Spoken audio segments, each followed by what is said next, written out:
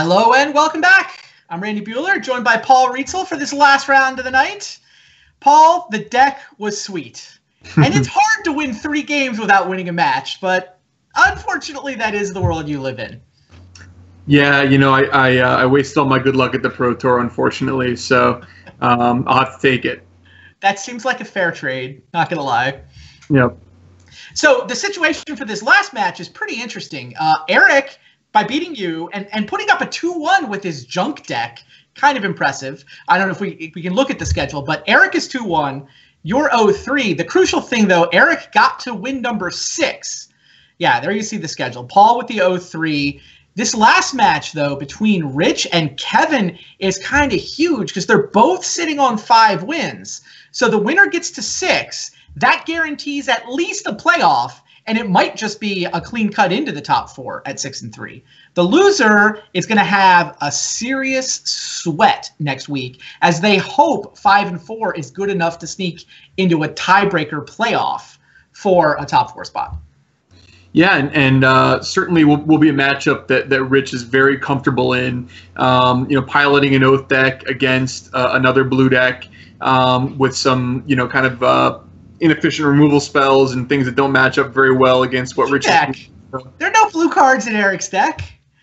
It's actually kind of crazy. It's like junk hate bears, 0 blue cards. He managed to play a deck with no blue cards and no workshops.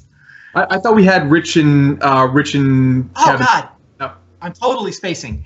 Of course, you are correct. I was thinking about Eric's deck. I still can't believe Eric managed to find a way to play a deck with no workshops and no blue cards.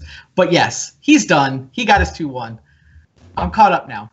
That's all right. Yeah, we're all the days after Pro Tour weekend. The whole Magic world is a little exhausted. It's always quite a whirlwind. So even though it was a short flight for me, I myself am feeling the after effects. So totally understand. I'm sure everybody was up watching coverage for 12 hours a day. So yeah, so this is a classic blue mirror where one player has dipped into black and red for interactive spells, mid-range, some planeswalkers, and the other is just trying to get an Oath down and give their opponent the benefit of a creature. So I like Oath here, but in a blue mirror, there's a lot of things that can happen.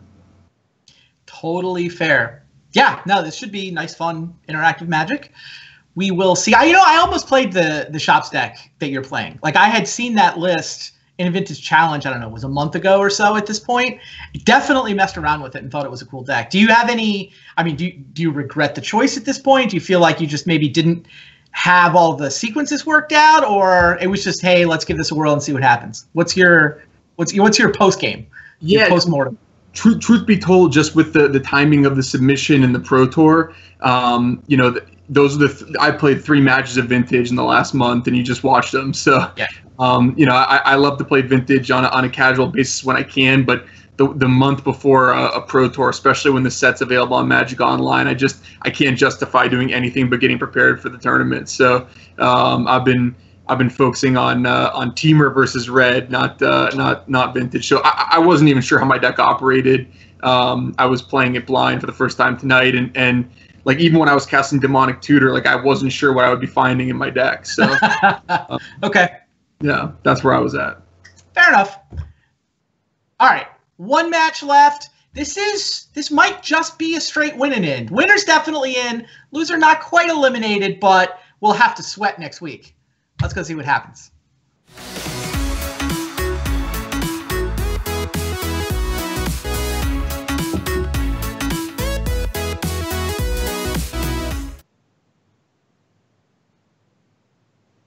All right, here we go. Grixis Duretti versus Kelly Oath. A pair of blue decks playing for a spot in the postseason. Yeah. Rich with the very ugly Grizzle brand in his opening hand, but the other 6 cards are pretty rock solid in terms of what you'd want, the ability to cast turn 1 Time Walk or Oath as the situation develops. So he'll be looking for a way to shuffle that Grizzle band back into his deck. Yeah, no way to give Kevin a creature, though. How many creatures does Kevin even have? It's not that many, right? Yeah, I recommend with hands like this drawing Ancestral Recall as quickly as possible. Oh. Rich chooses to draw it on the first turn of the game, which I think is a pretty good decision. Kevin only has the 4 creatures in his deck: a Click, 2 Snapcasters, and a Tassiger. So Rich is pretty much going to have to activate Oath of Druids on his own. He's going to need to find a Forbidden Orchard.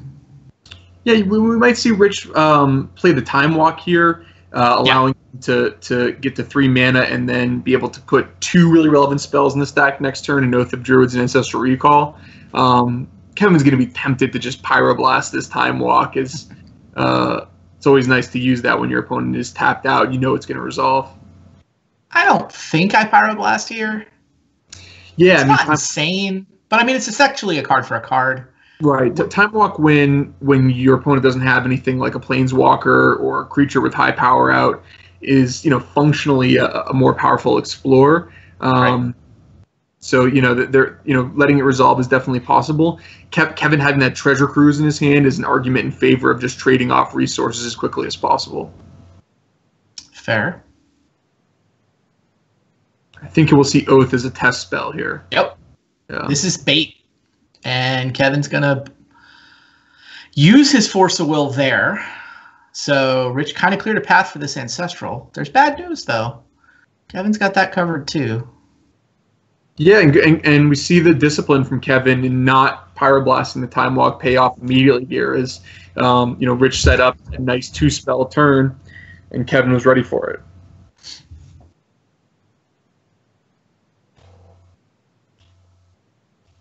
And now Rich's hand, really kind of storm effect. I mean, it has the Grizzlebrand and a fetch land. It's like custom made to draw a Brainstorm here. Kevin's 1 off of the cruise? Oh, jeez, Fire Spout. Yeah.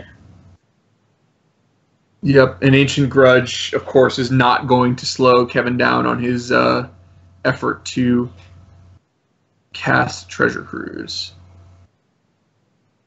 I don't mind this from Rich, though. Just fire it off. Try to keep him off his Planeswalkers. I totally agree, and really nice discipline from Kevin to not play the Ruby out and run into Grudge and Flashback, which actually would have set him a turn back. So, I wouldn't. Yeah, he would hold the Ruby here, right? Yeah, he almost clicked on it right there. I saw the same thing. Yeah. But he thinks better of it. Funny how things work out as Kevin draws the misstep just before Rich draws a really nice preordain. So, and now Kevin will be able to resolve this Treasure Cruise, and we'll see what the boat provides. Ooh, even a Thoughtseize to clear the way. What a nice. I mean, he's gonna see nothing, but still, yeah, it's nice to know. And the Thoughtseize is functionally free since he can just delve it anyway. So. This works out great. Yeah, when you get to clear the way for your cruise. What do you take? Kind of want to get the Grizzlebrand into his graveyard. Yeah, the Fire Spout does so little that will take the uncastable spell that you might someday Brainstorm back in. Pretty right. Fun. Yeah, it's never going to be better than 1-for-1, and is Kevin's creatures all have flash and enter the battlefield abilities. It's just. As functional a brick as possible. Cruise draws 2 lands and 2 more cards. TBD. Speaking of Treasure Cruise, that's what Rich will be looking for here. Some kind of delve card, or Jace the Mind Sculptor would be really nice for Rich. Yeah, pretty much a top deck battle at this point. Mm-hmm. Although Kevin's still in the lead with a Night's Whisper in his hand. Gets to top deck faster. Yeah, Night's Whisper we've seen do some pretty nice work for Kevin so far this evening, and a card that, it dips in and out of the vintage. Daretti is here. What does Daretti do? Do you know? I've never had this card in play. Yeah, so I know the first 2 abilities it can make. The plus ability is to make colorless defender artifacts, and the minus ability, you can turn artifacts into either Doom Blades or just destroy creatures, basically. And the ultimate is like 3 copies of an artifact or something. Yeah, I'm not 100% sure what the ultimate is, but but obviously the minus ability is what you're playing it for, is that you can create artifact tokens and then turn them into removal. Well, Duretti got down right before Rich found his Force of Will. Yeah, and interestingly enough, it's a little risky to just be using the plus ability. Obviously, the ultimate must be something pretty good, because Kevin has exposed himself to Oath of Druids as a potential. That's a great point. I forgot about that when I was counting the creatures in Kevin's deck. It's a real shame if a 1/1 artifact defender is what triggers an Oath of Druids. But. I like this play, taking him off the Mox Pearl, so you take him off Hardcast Force of Will. Mm-hmm. It's pretty smart. He doesn't know Rich has a Force of Will, and we know he has both a Force and a blue card, but it could easily be that Rich had a Force of Will and no blue card there. Yeah, and now Kevin is thinking, do I want to fire this Dig Through Time into 4 open mana and 2 unknown cards? Or do I want to save this Dig Through Time and just continue to lean on my Planeswalker advantage and maybe use it to respond to something that Rich is doing? I go for it.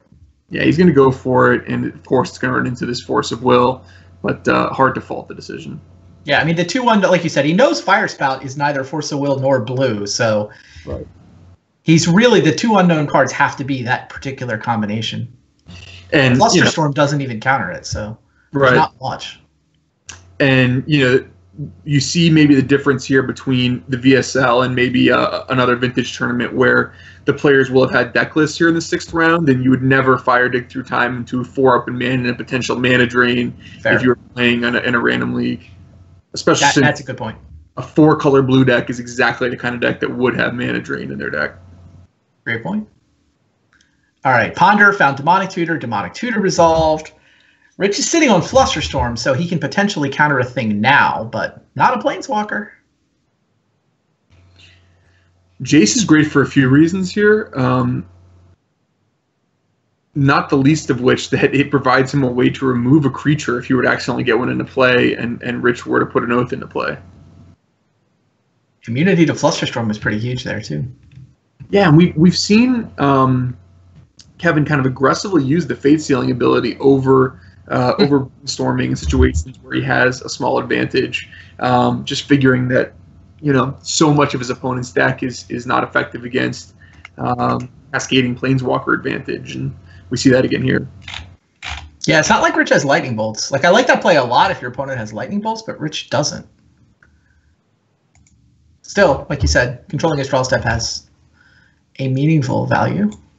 Yeah, and of course, it's a win condition too, right? It's he's just going to keep going straight up? Wow.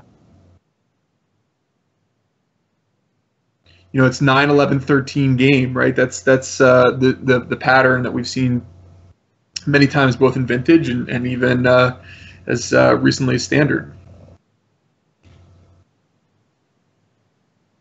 Yeah, and he's going to go straight to the moon.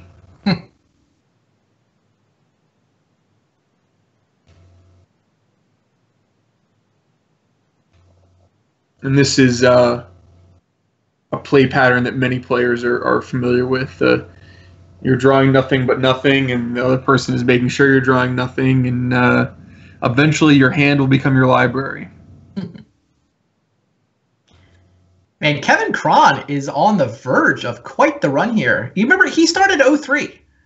Wow. He was 03 with his first deck. He was on the, everybody's going to play Sultai day and started 03, but he just copied Divining Top. That was the target for the ultimate.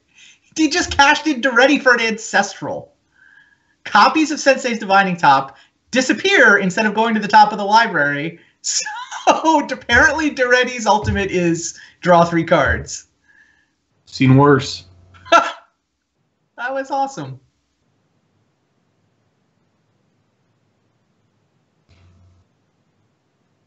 And there's not a lot Rich can do here. I mean, he basically in a situation where he needs 2 cards that get through Colligan's Command and Mental Misstep in a row when you're getting Fate Sealed by Jace. So yeah. Something like 2 Oath of Druids in a row.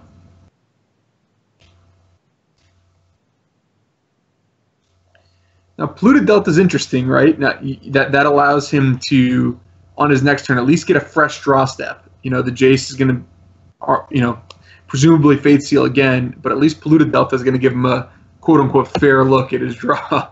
Yep. And Kevin is thinking, okay, what can stop my Jace here at this point? How do I not win this game in 2 turns? And he'll just be looking for any kind of counter magic. Inferno Titan is the one thing that can stop it, I guess. Yeah, Hardcast Inferno Titan would be nice. All I can think of. I don't know if Rich is main decking Pyroblast or not. But obviously Kevin has that covered with Mental Misstep and now has Force of Will as well. So we're going to see Kevin ultimate 2 Planeswalkers in the span of 3 turns here in this game. Not exactly a turn 1 format. No. And the name of the mechanic, Ultimate, kind of tells you that doing it twice in a game should be nearly deterministic. You just trolling chat for ATOG emotes. That's correct. Fair.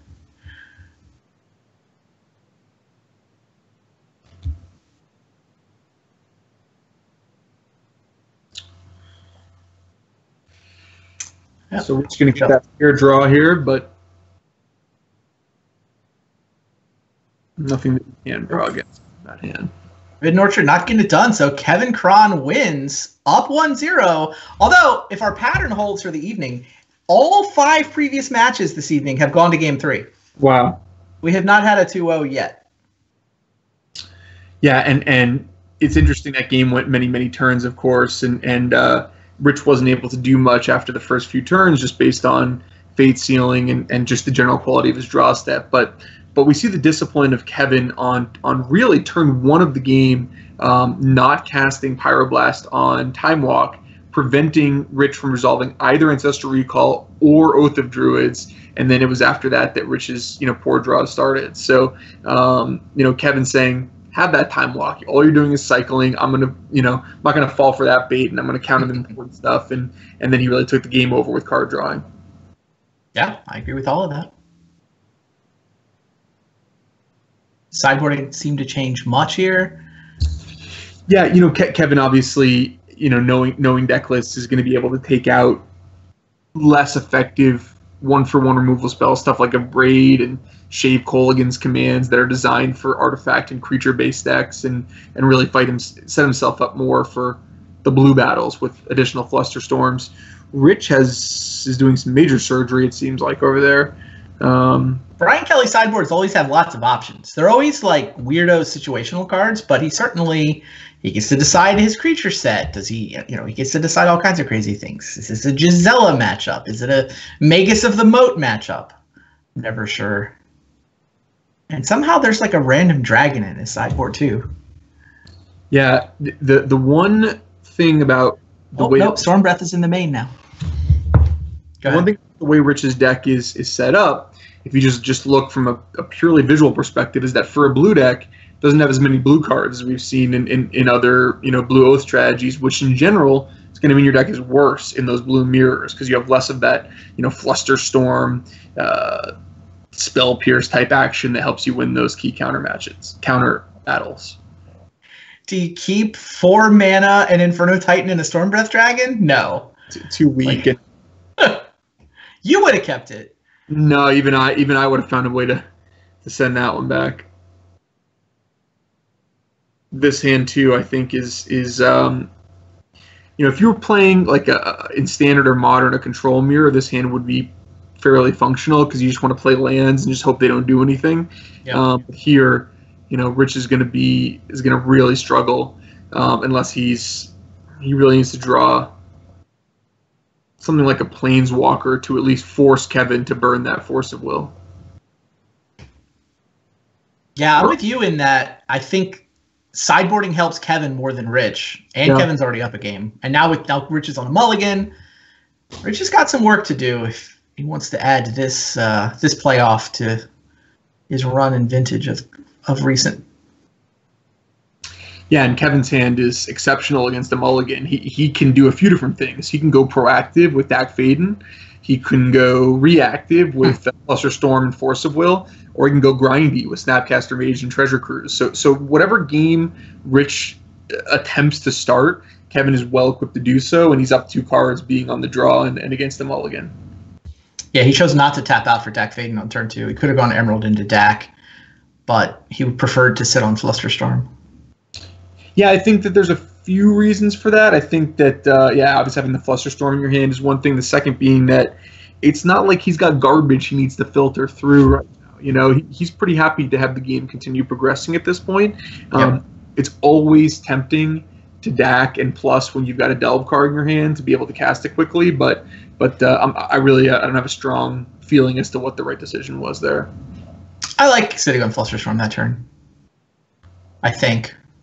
Yeah, I mean, you know, anyone who's played any Magic in the last 20 years has lived in terror of someone resolving an Oath of Druids against them. So obviously having the ability to force and back it up is hard to argue with that.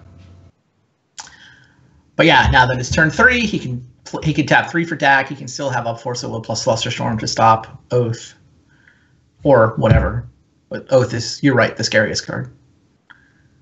And Rich is, you know, certainly understandable why he kept the 6-card hand. It's very, very difficult to win with 5-card hands on the play, especially against decks with Mental Misstep. They can stop you from recouping the card advantage right away, but his hand is just not panning out at all.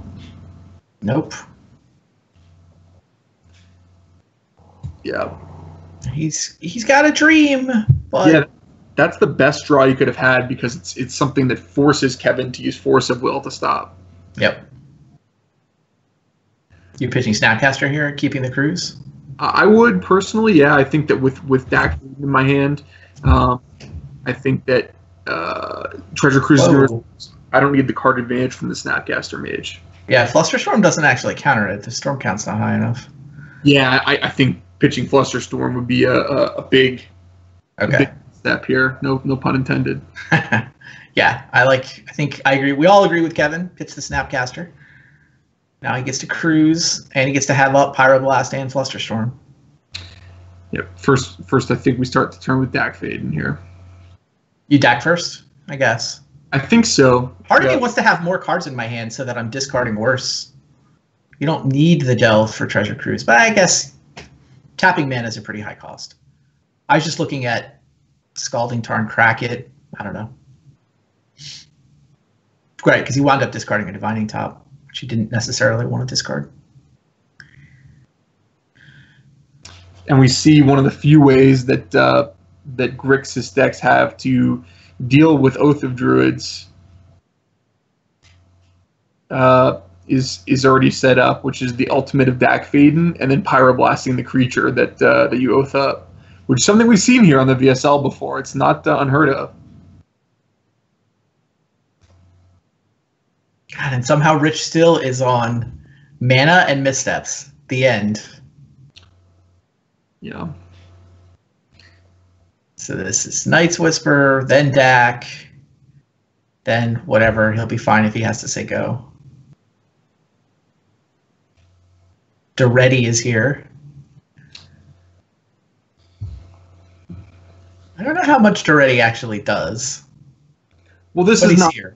Yeah, this is not a perfect matchup for it. It's you know, you're looking to have it grind out those creature decks, you know, that where you can play it immediately and turn your Mox into a removal spell for Romunup Excavator or something like that. This is just, you know, we've seen weirder things before. But it sure looks like Kevin Cron is picking up win number 6. Yeah. So he will join Eric Froelich in a tie for 2nd and 3rd at 6 and 3. And then it'll come down to next week whether somebody can join them at 6 and 3. If anybody next week picks up a 6th win, 5 and 4 is out. Mm-hmm. Right? We've got Reed as the 1 seed. We've got Kevin and Eric sitting on 6 and 3. So if we get a 4th player to 6 wins, Rich is out, and anybody else who winds up 5 and 4 is out. Yeah, meanwhile, Rich top decks a Dak. he's optimistic, but Kevin's so many cards.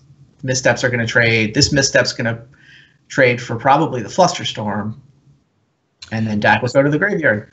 Great time to use that Flusterstorm, certainly. Yeah. No, not the Force of Will. Flusterstorm. Whoa. He prefers to Force of Will. Surprises me a little bit. Yes, it surprises me as well. I don't think it's going to end up mattering in this contest, given the quality of Rich's draws so far, but I would have held on to that.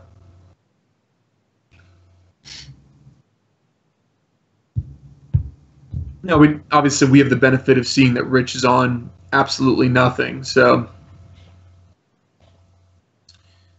yeah, I'm just not sure what Kevin plays around with his line.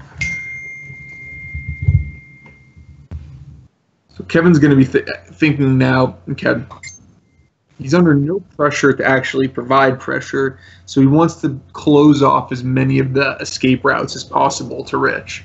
He's trying to think what could go wrong here, basically. And truthfully, if you're in Kevin's seat, with the cards in your hand, you don't know that you have the power to stop an Oath of Druids against 3 cards in hand, right? You can envision draw steps for Rich where all of a sudden you have to use all your resources to stop Oath, and then he draws another Oath and some kind of nightmare. But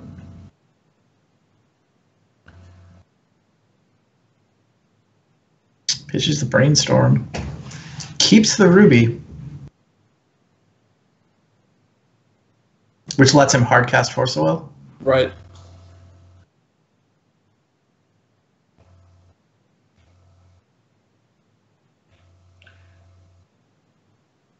Rich achieves 10 mana. Also can now hardcast Grizzlebrand. I was thinking the same thing. The Dak emblem. But there's no Pyroblasts left. Yeah, but I think he's Snapcaster Mage in his deck. Not a bad turn to just fire off the emblem there. He doesn't want to discard any of the cards in his hand, so. No, yeah, I think you're right. If his hand's good, there's no reason to plus. Let's get that emblem now. No reason to mill yourself for 2. Rich does top deck Oath of Druids. Kevin just has to decide how to fight it. I think you tap 5 for Force of Will and trust that Fluster and Misstep is enough. It means he doesn't have the ability to Fluster twice, but...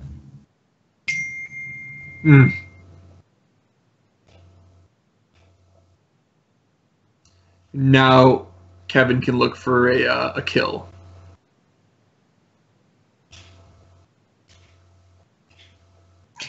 Killing is not a thing Kevin's deck does much of. Yeah. Like, we'll find something. I'll attack with a 2/1 7 times. Well, eventually. All right. Information is what he found here. Yeah, fascinating to discard Time Walk there with a Planeswalker in play. Very, very non-standard maneuver, certainly. And now, if Rich draws Oath, it's just going to go into play. That's a good point. I mean, he's still quite a bit of ways away from triggering an Oath of Druids, but, there's a window all of a sudden. That is fair. Yeah, Kevin's attaching a lot of value to those Flusterstorms. He could, and we talked about that earlier turn where he chose to use a Force of Will instead of a Flusterstorm. They lose value in the late game. That's where Recall does not lose value in the late game. It doesn't lose value ever.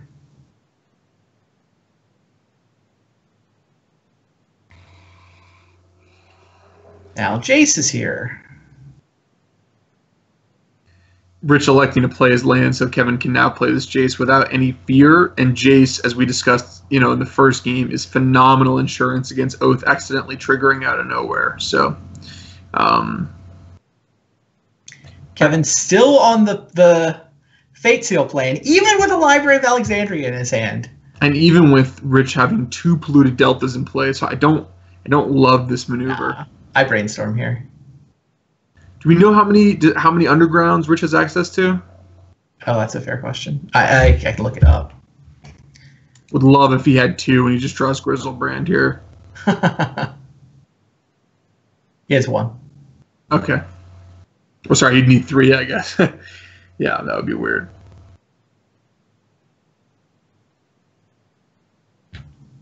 Now we don't know if Kevin topped or bottomed with the Jace, but we can assume that that he bottomed if Rich chose not to crack Pluto Delta. Vendilion Click is here. Continues with the Fate Seal. How do you not brainstorm up the library? Just the value that's being bled away is driving me a little nuts. Yeah.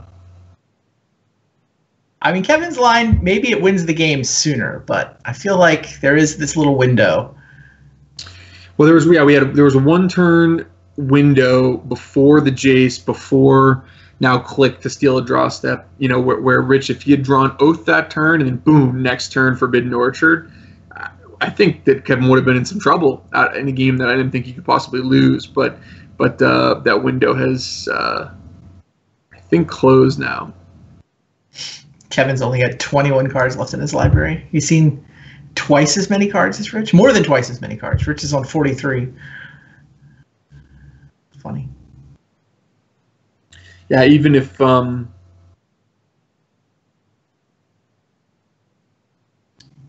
right. Looks like draw step Click. Rich is going to force this. Yeah, I think so, right?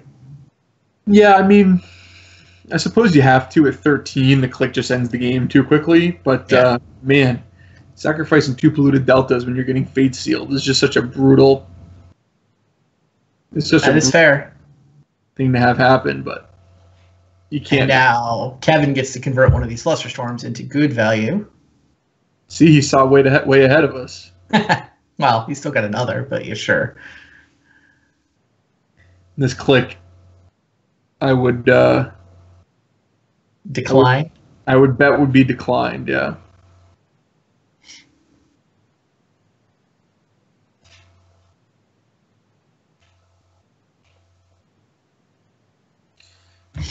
Was Rich ordering something like Slice and Dice? I didn't see. He was moving the cards around too quickly for me to notice. I know he's got access to both a Slice and a Fire Spout. Yeah. Probably one of them is in the deck.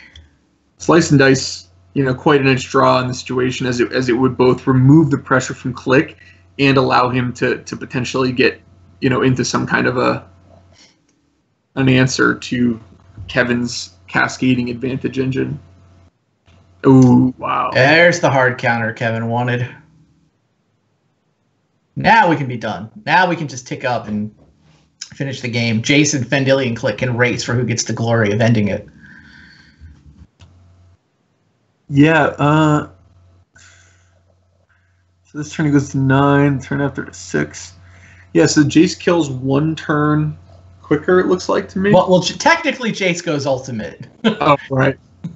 If Rich wanted to, he could wait for draw step. So I feel like Click wins this race. Right.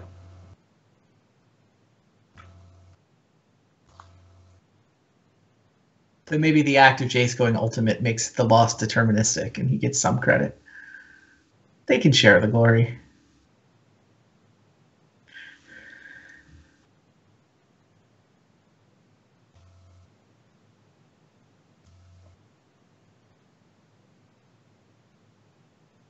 Man, hats off to Kevin Cron.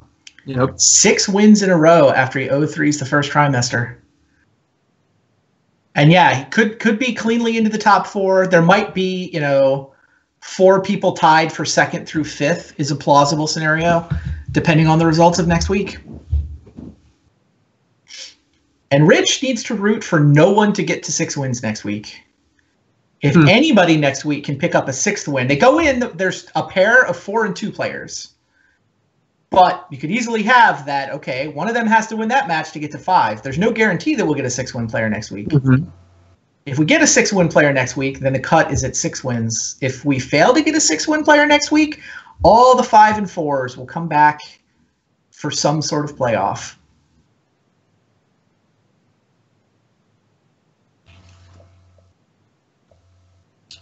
Sensei's divining top. a card that, I think is well in the lead for the worst card ever made. Oh, I said during the Eternal Weekend broadcast, I had it as the worst card I let slip out on my watch. Yeah. But my years inside R&D, that was the worst thing that got out. And I was there for Skull Clamp.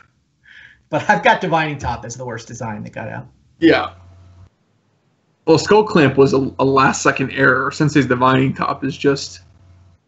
It's true that Skull Clamp was a last-second error, and I still think Divining Top's worse. Yeah.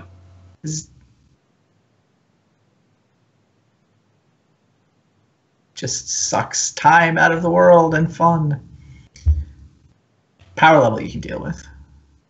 Well, the power level is perfectly fine, honestly, for Eternal formats,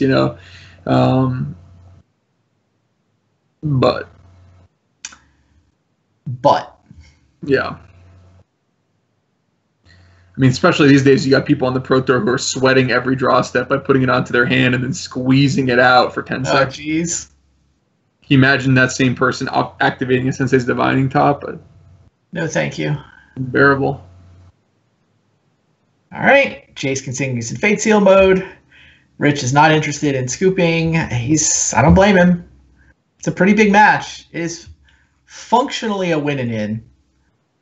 Yeah, and look, someone like me or certainly Eric would have conceded this game a couple turns ago, yeah. Minutes ago, but we would have missed out on that one-turn window that Rich had where he could have drawn Oath, and we know it would have resolved. It's true. I didn't think there would be a window like that during this game, but Rich bought himself that window through his decision to stick with it. So it's not going to work out this game, but you don't need, that's magic, right? Those little percentages, that happens 1 out of 25 games or something like that. He wins this game. So that Eric and I would not have won.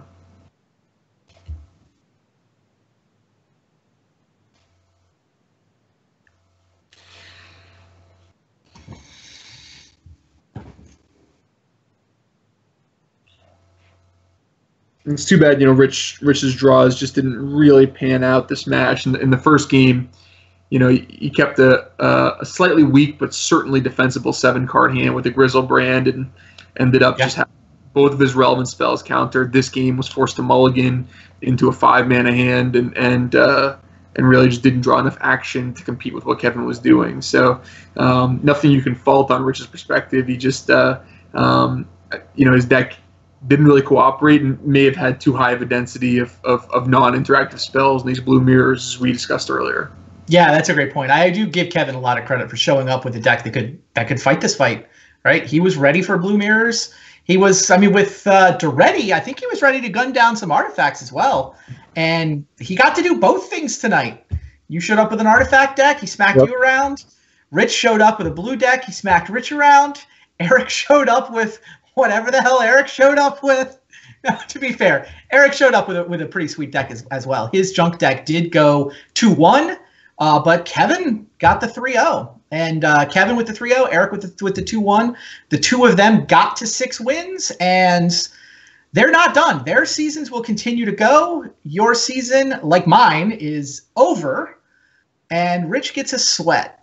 I think he's an underdog. I feel like somebody next week is likely to get to 6 wins, but there's 2 4-2s next week. You said yes, right? So you think they play each other? So someone's at 5-2 already. So you already need that person to lose both, and then even if they don't, the redraw of the other person winning their other 2 matches. Yeah, I think it's very likely someone gets the 6 wins. Plus, there's a 3-3 player who can 3-0.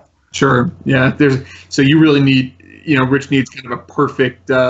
He needs Dave Williams to break it, is what he needs. He needs David Williams to show up with something and just crush everybody. If Williams 3-0s or even 2-1s, probably Williams has to 2-1, or he's going to have given away enough wins that somebody gets to 6. But yeah, Rich is cheering for Dave. That, or I can sabotage him with another Ixalan deck, and then. It's a little late for that. The lists have been submitted. It is a fait accompli. We'll see what he shows up with. Although I kind of figured Dave is going to have some fun with next week. Now, he's got no pressure. He's just out of it. Like, he's already been eliminated, so he can play whatever looks like fun. Yep. Yeah, well, You certainly played something that looked fun. Enjoyed watching you. The 3 wins, but not quite any match wins.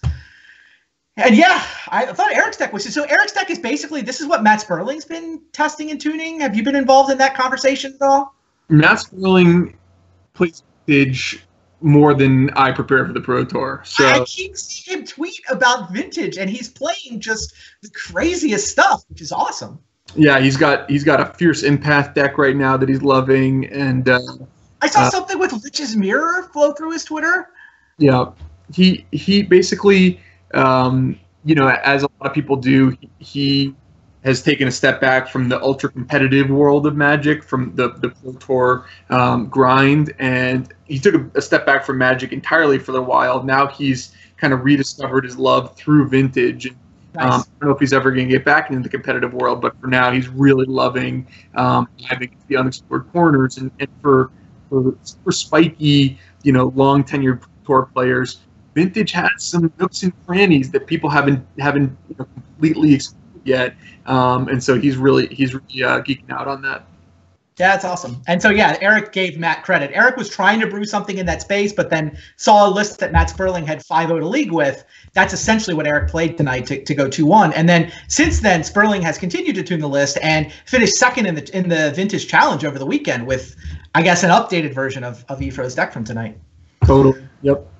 Yeah, Vintage definitely has some nooks and crannies worth exploring. Good times. All right, thanks for hanging out, Paul. Thanks for watching, everybody. Come back next week. We've got 1 week left in the regular season. We will find out who's in. We will find out who's out. Find out how many playoff matches we might need to finally get down to our top 4. Come back then. We'll have more Vintage Super League for you. Same time, same place next week.